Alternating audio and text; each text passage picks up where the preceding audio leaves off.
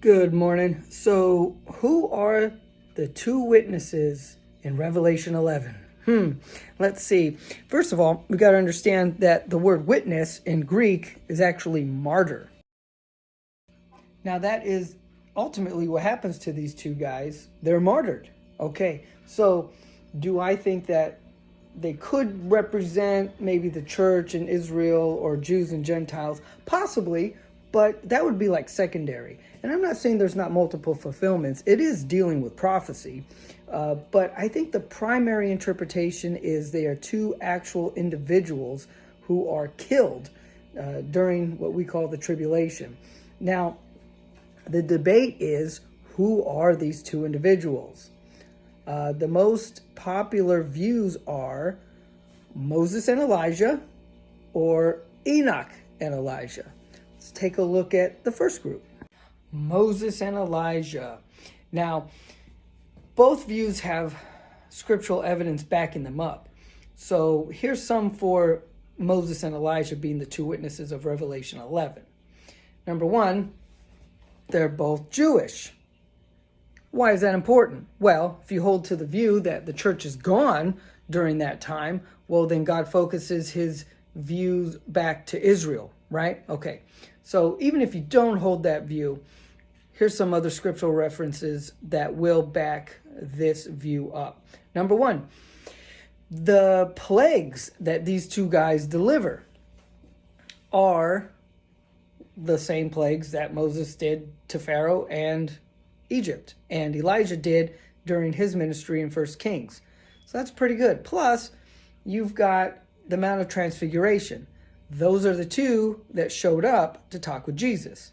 So you can see how a lot of people think that the two witnesses are Moses and Elijah.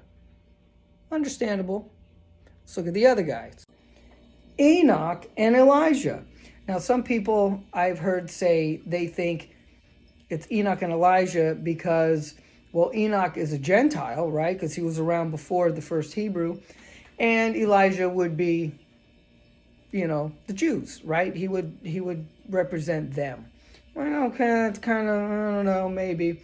But the scriptural reference, I think, comes from Hebrews 9:27, if I'm not mistaken. If I am, I'll put it up. Or I'll put it up regardless. Where it says, it is appointed man once to die and then face the judgment. And these two guys, they haven't died yet. Remember, back in Genesis, Enoch walked with God and then was not, right? And Hebrews also reiterates this, that he did not die. And then if you remember Elijah's ministry, he's caught up in a whirlwind, chariots of fire, right, up to heaven in 2 Kings. And so these guys haven't died yet. Pretty good evidence. All right. And they go back and forth, right? The people in Moses and Elijah camp go back and forth with the people in the Enoch and Elijah camp. And of course, the same common factor with both is Elijah. Now, that's probably due to Malachi chapter 4. However, I have some reservations about these two views. And the only reason why I have reservations about these two witnesses and who they may and may not be is because of the Apostle John. Now, if you're like me and most scholars out there, they believe that the apostle is the one who penned the book of Revelation. And why is John penning the book of Revelation? It's because he was told to write down what he sees. Now, he sees two martyrs, two witnesses, right? And you know what he doesn't say? He doesn't say, then I saw Moses and Elijah. And you know, he doesn't say, and I saw Enoch and Elijah either. He doesn't say any of that. And I just can't help but wonder if it were Enoch and Elijah or Moses and Elijah, people whom he has seen before and knows what they look like, aside from Enoch, why wouldn't he just say it? He's supposed to write down what he sees.